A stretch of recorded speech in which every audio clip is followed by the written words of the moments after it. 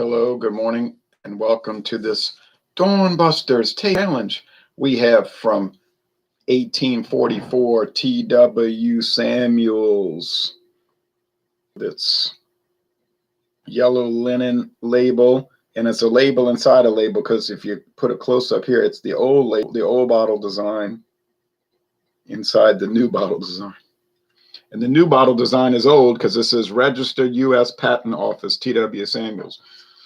And if you check the registration, it'll tell you 1844, true story. But anything since like 1975 will have the R with the little circle around it. That's the modern insignia for registered with the U.S. Patent Office. But it used to be, it would be spelled out in with a abbreviated Reg U.S. Pat Off. And then the little label up there says T.W. Sammuels Kentucky Blended Whiskey. It's so small, but it says the same thing. All right. Every drop contains Kentucky whiskey. Yeah, true story. Every drop contains 20% Kentucky whiskey and 80% grain neutral spirits. Blended and bottled by T.W. Sammuels Distillery, which is Heaven Hill, Bardstown, Nelson County, Kentucky. So this is Kentucky blended whiskey, meaning the straight whiskeys in there are from Kentucky. A distinctive blend. Oh, yeah. There's the crest, the Heaven Hill family crest. Family-owned company, the Shapira family.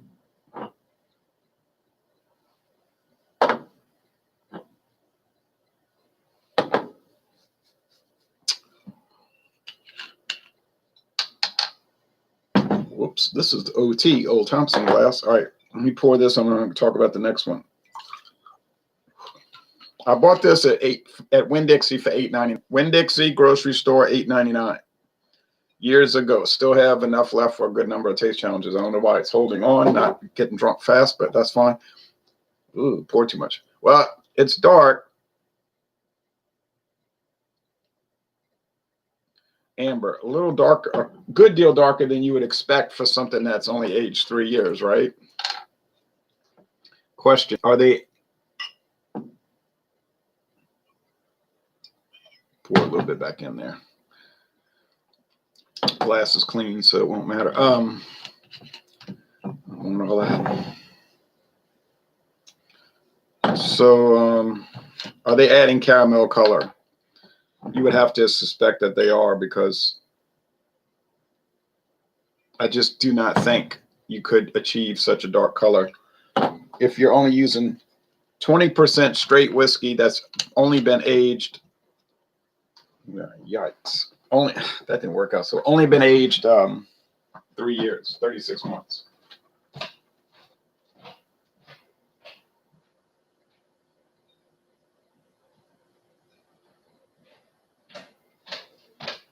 For all of that, I could have just kept it in the bottle and drunk it. All right. I mean, kept it in the glass and drank it. But I try to do too much, and then it doesn't work out. Okay.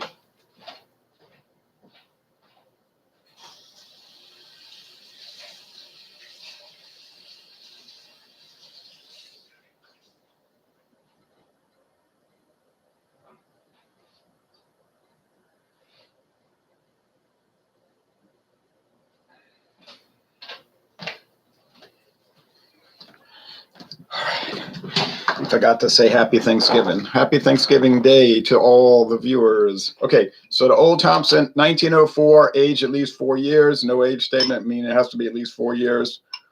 Bottled in Bardstown. Gee whiz. Bardstown and Owensboro, Kentucky by Glenmore Distilleries, who's owned by Sazerac, so they just paid for a big renovation of their Owensboro facility. James P. Madonna on our 10th anniversary celebration last night, 10th anniversary of Louisiana Beer Reviews, which is actually Sunday, but Wild Card Wednesday, he brought something called Imperial Blended Scotch Whiskey, aged 12 years. So I thought, wow, I don't know anything about it. I got to do some research. It said Sazerac Company. This is Sazerac because if you look on the neck, it says information at Sazerac.com. So they're both 80 proof. They're both blended at the same ratio, 80-20, 80% grain spirits, 20% straight whiskey. Now, the Old Thompson says American whiskey, American bourbon whiskey, meaning that some of the bourbon and other ingredients like the grain spirits could be coming from outside of Kentucky, perhaps Indiana. All right, so it doesn't say Kentucky blended whiskey, say American, but they're both bottled in Kentucky. It's just too much. I didn't mean to. When I saw it pouring out, flowing out like that, I said, whoa.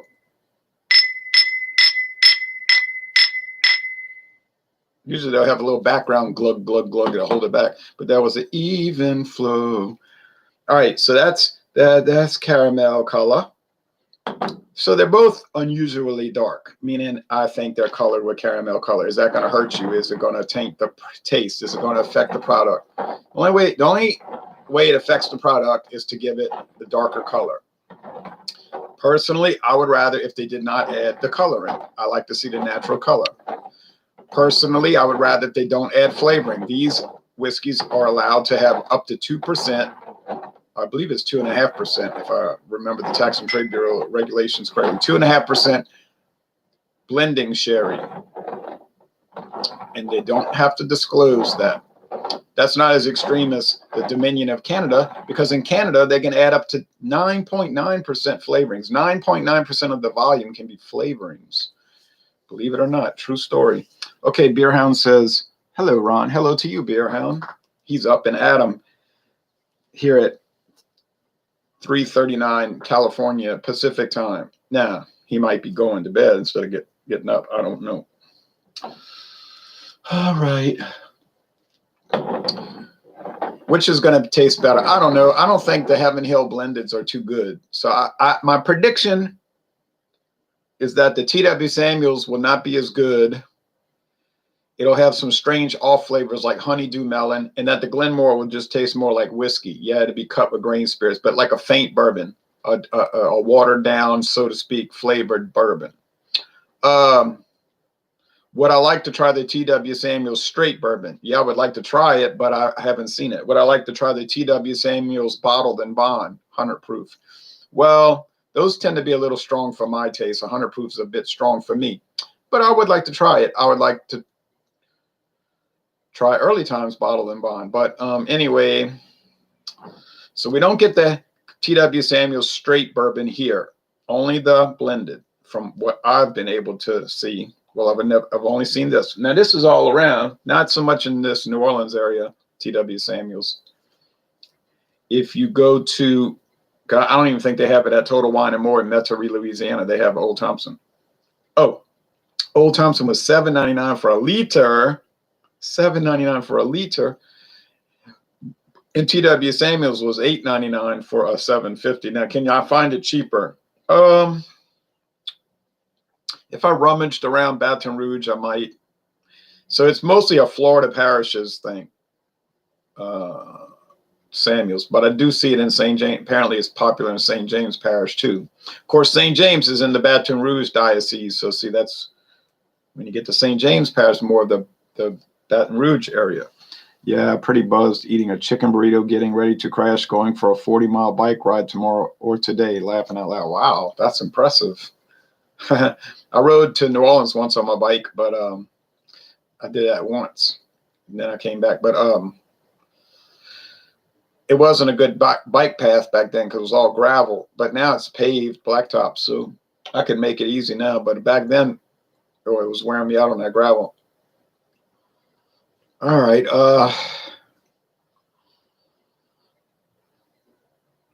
It just has this has I don't have to worry about the appearance. They're the same. It has a strange, funky mustiness. It's like sort of like a corn syrup type thing. What I call that honeydew melon. I think it's the Samuels. I would love it if I never bought another Heaven Hill blended whiskey again. I would be so delighted. And I would not recommend it. If you see anything that indicates Heaven Hill, and you might say, well, how do you know?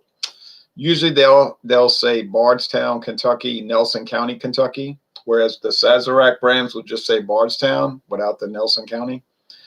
If you see that, and plus the Sazerac's going to have the 1-800 number on it. And on the neck, it might say at Sazerac.com, info at Sazerac.com. But those Heaven Hills, whoa, they're the most thrown together ones I find. Now, Sazerac is a family-owned company too, the Goldring family. So we've got the Shapira family and the Goldring family owning the distilleries. Okay. This one isn't exactly beautiful in the nose either, though, I have to say. It's kind of a peppery spice. Kind of flat in the nose. Like, what about the rich charred oak and the corn and the bourbon? Yeah, what about it? It ain't there, really. These are inexpensive and they smell cheap. Joe Biden's dentures. The Mayflower has landed. Yeah, the Mayflower. All right. Well, la la la la la la la la la la la la la la la la.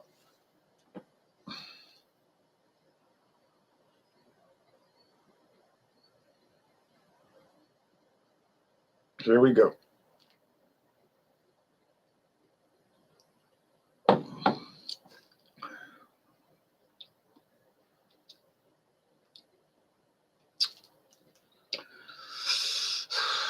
I'll be glad when this blended whiskey taste challenge series is over. I'm gonna tell you the truth. That is some wacky whack. If people would say that's some whack stuff. That is. Oh yeah, yeah.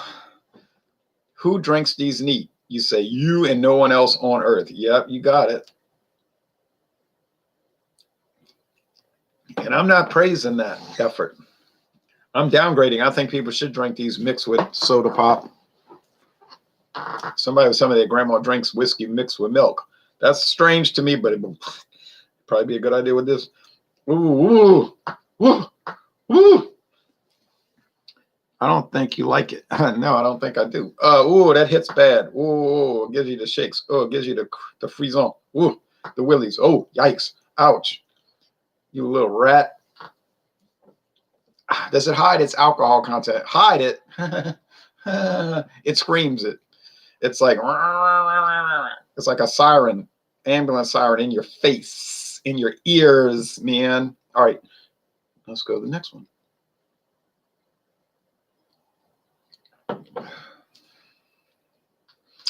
Oh, well.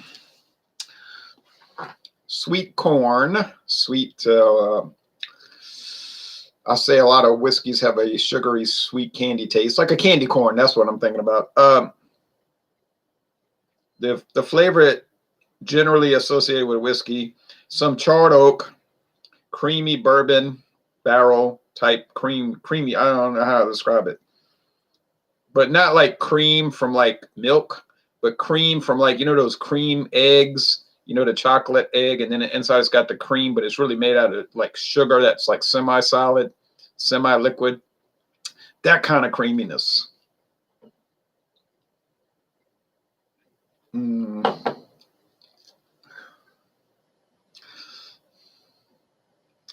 a little bitiness at the end, but didn't I say that about Old Thompson anyway? And there's some nut oil, which pecan oil. This got to be Old Thompson. Wow, first time I've seen Ron squirm.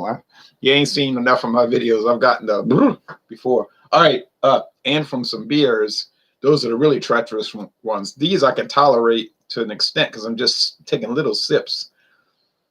And we're not looking at that much consumption of it. But, oh, no. With some of those beers, it's just you got to question everything. You just say, oh, no.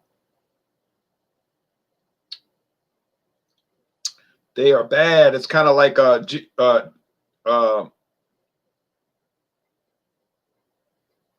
Ginger when she got hit with that hot dose in a casino. Oh, no.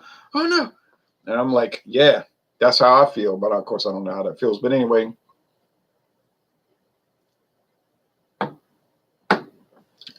She was one of the most respected hustlers in Vegas, though. All right, would these be considered rot gut? I guess people would call it that. I assume that is a catch-all description for cheap whiskey. Yeah, people like to say that, and they overuse the word. You know, like it's not going to make you any sicker or less sick than any other whiskeys. $200 bottles or $12 bottles or $6 bottles. And anyway, it's not even a correct term because rot gut comes from rum. Back in the colonial days and in the early United States of America days, no one drank water because you're going to die. You know, so there was no water treatment facilities, so it was so dangerous to drink.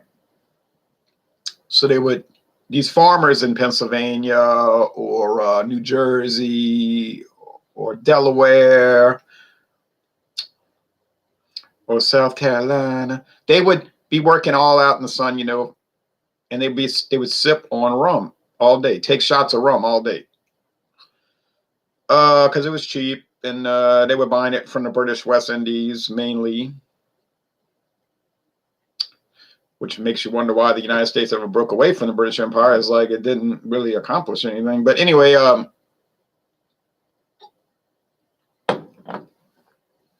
we got to buy all that British stuff.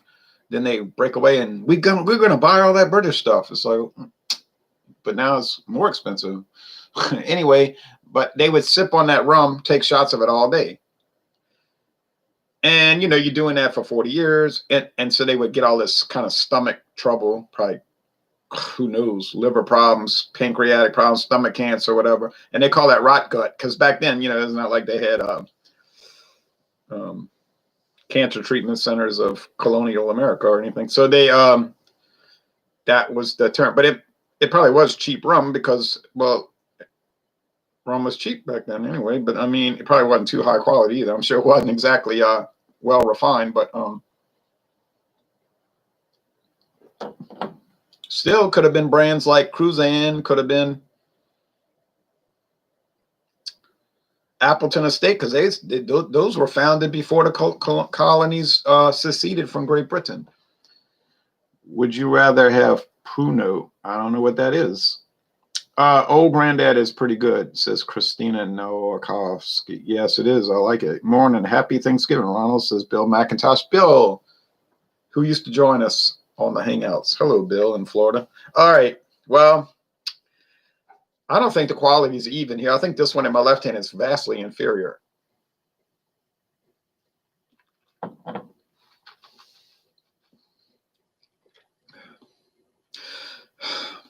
Ugh.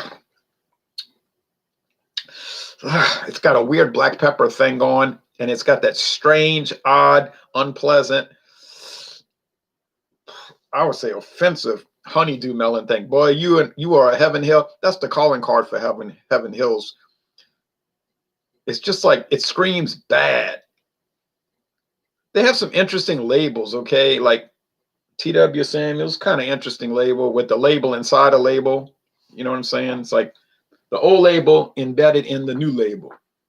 The old label from 1844 embedded in the new label from like 1890. I mean, that's how old the labels are. But man, that stuff is, now was it good back in 1844? Who knows? It's been around for 176 years, so somebody's drinking it, including me, unfortunately. Ooh, oh man, be glad when bottle's going, and it looks like it's gonna be a while. Look how much I got left. That's like at least five taste challenges. Yikes. But why is it such a big seller around here? Well, like I say, Baton Rouge and the Florida parishes. Man, I don't know.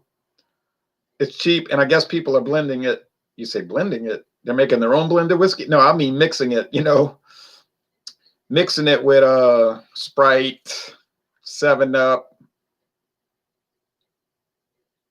High C, Blue Raz. Who knows what they're doing, but they're not drinking it straight. Ron is struggling. I'm struggling, yeah. Beerhound, Pruno or prison wine is alcohol. Oh, yeah. I heard about that. I've heard about them making that stuff. I bet that's fabulous stuff. Somebody ought to come out with a brand, Pruno. Well, I don't know. It may not be much worse than this. It'd be an interesting thing. It'd be like Pruno San Quentin.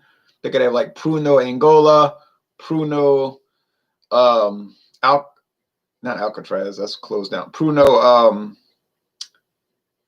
Attica and whatnot. Pruno Huntsville. People would probably buy it. I'd try it. I mean, heck, it couldn't be much worse than that atrocity of mankind. Okay, well, nut oil, pecan, sweetness, sugar. I gotta say the Glenmore Old Thompson is way better than the TW Sammuels. Not even close. It's just a total wipeout, a beatdown, a smackdown. This thing was raw. You know what I'm saying? This is no joke. I'll give you everything I got for a little piece of mind. Now, ingenious Ron. I know I'm like the house of ideas, which are usually stolen. Like saying natural natty daddy. When Natty Daddy first came out, I coined the term natural father. Now they got everybody running around on YouTube talking about it like they invented it, you know. The natural father. What you know about that? We're gonna drink some more liquor today. Natural father, you heard? And I'm like, I wonder who came up with that term in 2011. Okay, now they got people talking about, the international enjoyment units of this beer is so high. I said, international enjoyment units, IEUs. I came up with that. And when you see people selling Pruno Attica and Pruno San Quentin, then you're going to know who came up with it. Your proof is here. Yeah, and it's in those other videos too.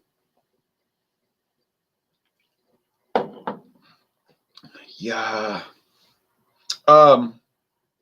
So if I look at this and it says OT, I'm gonna feel so ashamed on the internet that it cannot be. It can't be. I feel like the Wicked Witch when she got splashed with that water. You know, she was like, uh-oh. It was so different than the book. If you watch the movie and you read the book, it's like two different, which is not that unusual. It's like two. Well, I guess the movie you can't make it too long, but she gonna say, "How about some fire, Scarecrow?" So she set his arm on fire. Felt so bad for Ray Bolger. But then she grabbed the water, splashed her with it. But that wasn't it. That wasn't anything like the book. You see, because in the book, she was captured by the witch and she was made a slave. She literally was turned into a white girl slave. And she had to clean the house. She'd be mopping the floors and everything. Doing all kind of manual labor. And then they turned the Scarecrow into stuffing or something, I think. She turned the Tin Man into a beehive. To a beehive. But Dorothy was noticing something about the witch. She started kind of like monitoring her behavior. Imitation is the most sincere form of flattery. Okay, so let's see. This is going to say Old Thompson. No, it isn't. It does say Old Thompson. Have I gone mad?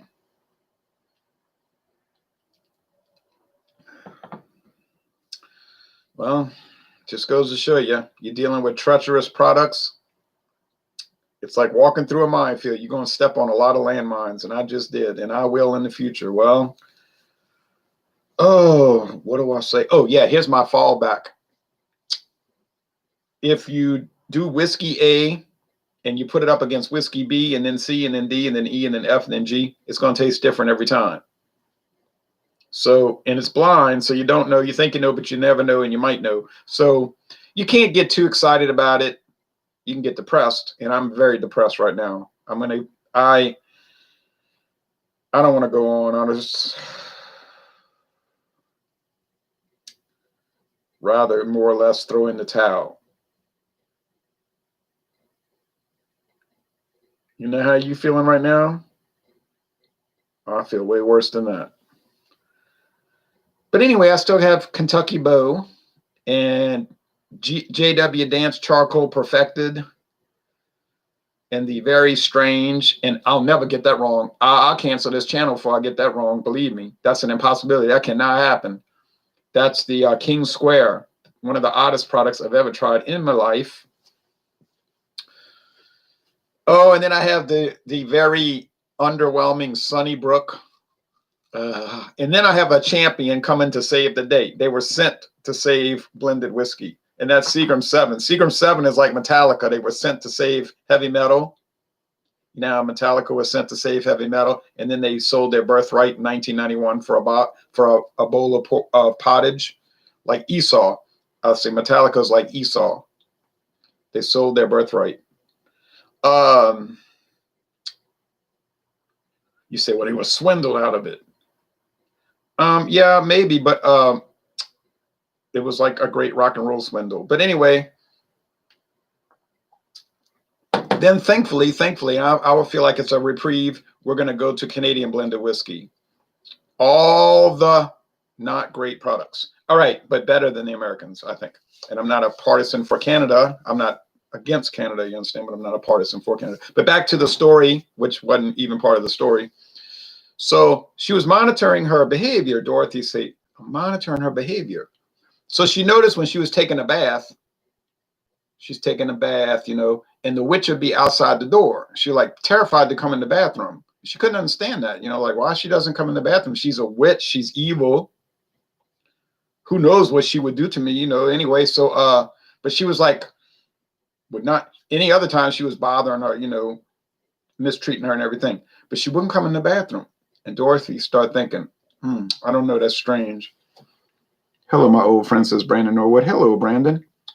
So the witch was telling her, mop this floor, mop this floor. So Dorothy said, well, okay. Somehow I'll be rescued, I guess. Nah, it was a wooden floor, you know, these old raised houses. So then she just grabbed the bucket and was going to sling water over the whole floor to mop it. You know how people do. And she had soapy water. So in the book, Dorothy grabbed that bucket, that wooden bucket, and just slung it, woof, over the whole floor. Well, the witch couldn't get out the way in time. She said, no. Too late. The water splashed all over her. Wham. And then she said, what did you do? What did you do that for? You know, she was like John Boy in the Waltons. Why'd you do that? And she melted through the floorboards. If you read the book, she melted through the floorboards, like the little gaps in the floor in the tongue and groove planks. Onto the floor, through the floorboards, onto the dirt. So then Dorothy got everything under control because she had the witch's cap, that silver cap that she could contact the winged monkeys with, not the flying monkeys. People call it flying monkeys. But actually, the name of them are the winged monkeys, if you read the book. And nowhere in the movie did they say flying monkeys. Watch the movie. Nowhere did they say flying monkeys. It's just monkeys that fly, but they're called the winged monkeys. Thank you. But so then she got them to come rescue them and bring them back to Oz. But I'm sorry, the Emerald City. So if you watch the movie, however, very carefully, you know that part where the witch is in her castle and she's sending the monkeys, the winged monkeys, what everybody calls the flying monkeys. When she's sending the monkeys out, she said, go, go, go. If you ever notice, and it's 2 frames, it's a split second. And I think the monkey goes, rah, makes a growl. But the witch in her hand, she's got the cap. If you ever watch the movie, she's got that silver cap with the long ear flaps. And then I think she slings it across the room. Watch carefully next time. She's got that cap in her hand. Because the only way you could control the monkeys, you had to put the cap on your head. You had to hop around. I can't remember on your left leg or your right leg. You had to raise one leg up and you had to hop around 3 times. It was some kind of like formula you had to follow, a magical occult formula. Then the monkeys would be under your control. Whether they liked you or not, they had to follow this protocol. And there was some backstory in the book about why they came under this control of the cap. It was kind of a long, boring story. But if you ever watch the movie, watch that movie from 1939. She got the cap in her hand. And I said, aha. But they don't go into it. And that's why when she killed the witch at the castle in the movie, the monkey claps. He's glad because now he doesn't have to follow the witch. See? Because now Dorothy can get the cap.